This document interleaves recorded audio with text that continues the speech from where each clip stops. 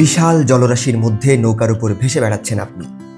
মাঝি বৈঠা বেয়ে এগিয়ে নিয়ে যাচ্ছে ঢেউয়ের বুক চিরে, আর আপনি গান ধরেছেন মাঝি বাইয়া যাও রে। হঠাৎ শুরু হলো ঝড়ো বাতাস। ঢেউয়ের ধাক্কাগুলো নৌকাটাকে বেসামাল করে দিতে শুরু করেছে। হার্টের বিট কয়েকটা মিস করার সম্ভাবনা আছে এমন পরিস্থিতিতে, কি তাই না? বেশি কথা না বলে চলেন গন্তব্যে যাওয়া যাক। আজ আমি যাচ্ছি বুক ভরা বাওর। আজকের ভিডিওতে আপনাদের দেখাবো কিভাবে আসবেন এই বুক ভরা বাওর, কেমন খরচ পড়বে জনপ্রতি, আসার পথে অন্য কি কি দেখার আছে, আর এই বাওরের মারাত্মক কিছু অলৌকিক ঘটনার কথাও জানাবো আপনাদের। সেই সাথে বোনাস হিসেবে থাকবে একটা স্পেশাল দই।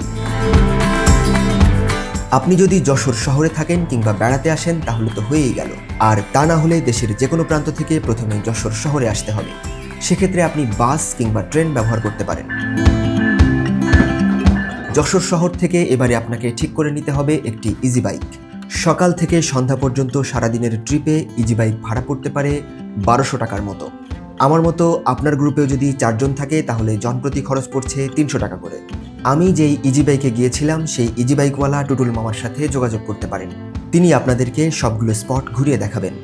ফোন নাম্বার দেওয়া থাকবে ডেসক্রিপশন এবং প্রথম কমেন্টে। আমাদের যাত্রা শুরু হয়েছে। বুক ভরা বাওর যাওয়ার একাধিক পথ আছে। টুটুল মামা আমাদেরকে নিয়ে পালবাড়ি হয়ে রওনা দিলেন। এই পথেই দেখা পাওয়া যাবে বাংলাদেশ সেনাবাহিনীর ক্যান্টনমেন্ট এরিয়া, সেই সাথে সেনাবাহিনীর নিয়ন্ত্রিত দুইটা চমৎকার সুন্দর পার্ক, একটা বিনোদিয়া ফ্যামিলি পার্ক, আরেকটা বোট ক্লাব। সকাল সকাল বের হলে এই দুইটা পার্ক আগে ঘুরে নিতে পারেন। এরপর একে একে বেশ কিছু গ্রাম ফেলে রেখে পৌঁছে যাবেন চান্দুটিয়া বাজার। আমরা চান্দুটিয়া ঘাট থেকেই বোটে উঠব। ঘাটে যাওয়ার যে শুরু পথ সেটা আপনাকে জঙ্গলের ফিল দিতে পারে। ঘাটে পৌঁছে বেশ কিছু বোটের দেখা পাবেন। এখানে সবগুলোই ছোট ছোট ডিঙ্গি নৌকা। ভালো করে দরদাম করে নিয়ে উঠে পড়বেন যে কোনো একটাতে। আমরা উঠেছিলাম সজীব মাঝির নৌকায়।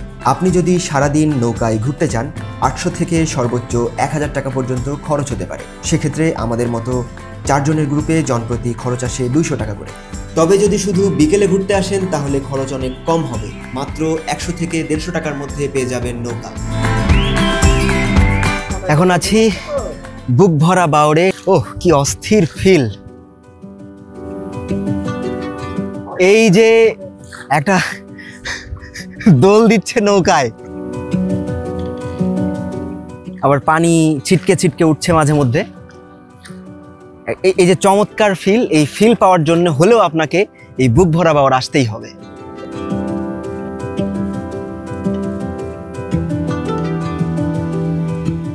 দেখুন কি অসম্ভব সুন্দর, আকাশে মেঘ আর তার সাথে পানির এই ঢেউ। মনে হচ্ছে যে অকুল দরিয়ায় হারিয়ে যাচ্ছে এখন। ওহ, অস্থির! আমাদের প্রত্যেকেরই হার্টবিট অনেক বেশি চলতেছে এখন।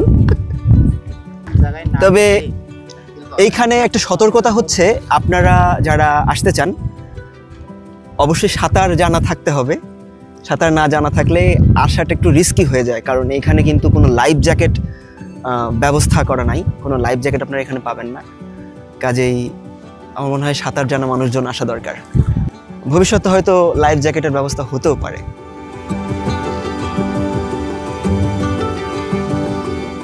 সেই যে দূরে দেখা যাচ্ছে ওইখান থেকে আমরা উঠছিলাম, আর আমরা এখন প্রায় নীল দরিয়ার মাঝে আছি।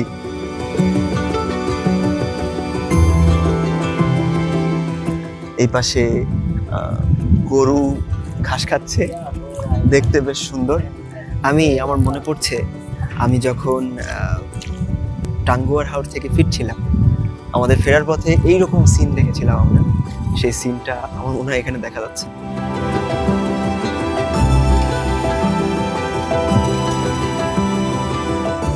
আমরা এখন পুরো অ্যাডভেঞ্চার মুডে আছি। এখানে একটা রেস্টুরেন্ট আছে, সেই রেস্টুরেন্ট শুধুমাত্র ঈদের সময় খুলে, আমি জানি না কেন। তাই আমার মনে হয় মানুষজন যখন বেশি আসা শুরু করবে, যদি আপনারা বেশি বেশি আসেন, তাহলে এই জায়গাটা আসলেই একটা বেশ ভালো জায়গা হবে। আর এই যে ঢেউ খেলা বোট, অন্তত ভালো কিছু বোট পাওয়া যাবে আমার মনে হয়।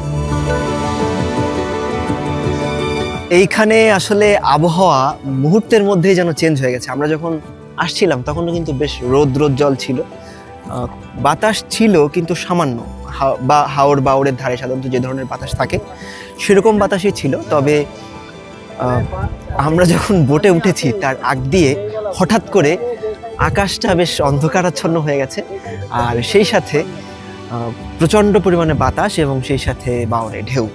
আর এই ঢেউয়ের কারণেই মূলত আমরা এখন এই নৌকার মধ্যে দোল খাচ্ছি। এই নৌকায় না আছে কোনো সেফটি, না আছে কোনো কিছু, আমরা দোল খাচ্ছি, না জানি কখন কি হয়। এটা আমাদের একটা অ্যাডভেঞ্চারাস জার্নি হচ্ছে আমাদের সবার সাথে।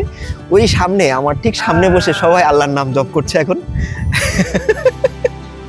একজন তো বলেছে সারা জীবন যতবার আল্লাহরে না ডাকছি আজকে ততবার ডাকা লাগছে একবারে।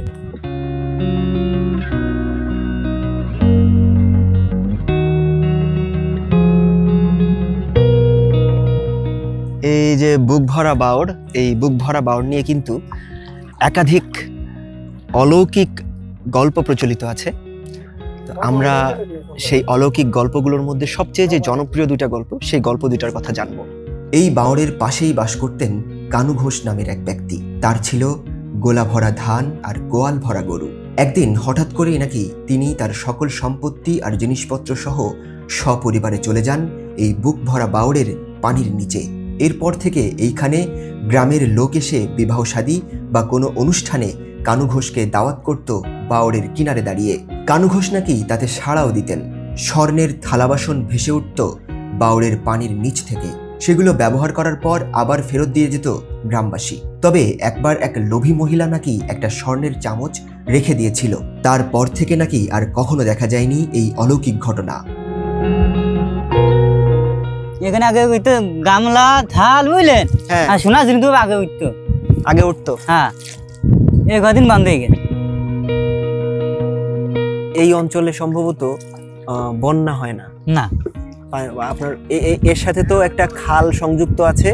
খাল আছে, কপোতাক্ষ নদের সাথে একটা খাল আছে। এই সুজা। আরেকটা অলৌকিক ঘটনা জানা যায় এই খালকে কেন্দ্র করে। গাজী নামক একজন সুফি দরবেশ একদিন নামাজ আদায় করছিলেন এই খালের পাড়ে। বন্যার পানি উল্টো স্রোতে কপোতাক্ষ নদ থেকে এই বাওরের দিকে ধেয়ে আসতে থাকে। এ অঞ্চলের মানুষের কষ্টের কথা ভেবে পীর সাহেব তার হাতের লাঠি দিয়ে পানিকে ইশারা করেন। সাথে সাথে পানির স্রোত বন্ধ হয়ে যায়। সেই থেকে আর কখনো বন্যা হয়নি এই এলাকায়। এইখানে একটা ভিউ পয়েন্ট আছে, যদি আপনারা নামতে চান এরকম গোছাইতে হবে, না হলে 3/4 প্যান্ট নিয়ে আসবেন। ও, এখানে কাদা আছে, কাদা তো এখানে।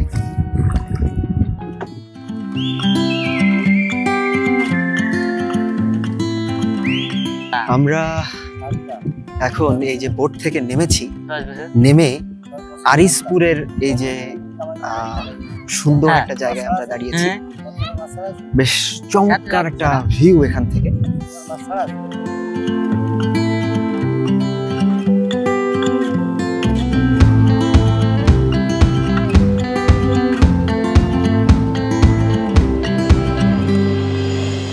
আরিসপুর থেকে আবার উঠলাম বোটে। এই সুন্দর পরিবেশ, প্রকৃতি, বাওরের পানি, এই সব কিছু ছেড়ে আসলে যেতে ইচ্ছে করছে না। তারপরেও চলে যেতে হবে। এইখান থেকে বিদায় নিয়ে আমরা যাব এই চান্দুটিয়ার একটা বিখ্যাত দই আছে, সেই দইটা খাওয়ার জন্য। চলেন একসাথে যাই।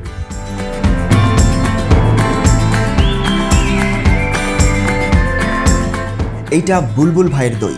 আগে তার বাবা নজরুল চাচা এই দই তৈরি করতেন। তার মৃত্যুর পর বুলবুল ভাই এখন এটা সামলাচ্ছেন।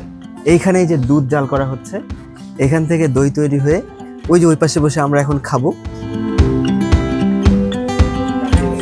এই যে 1 গ্লাস দই, 1 গ্লাস দইয়ের দাম হচ্ছে 25 টাকা। আমরা 1 গ্লাস দই খাবো।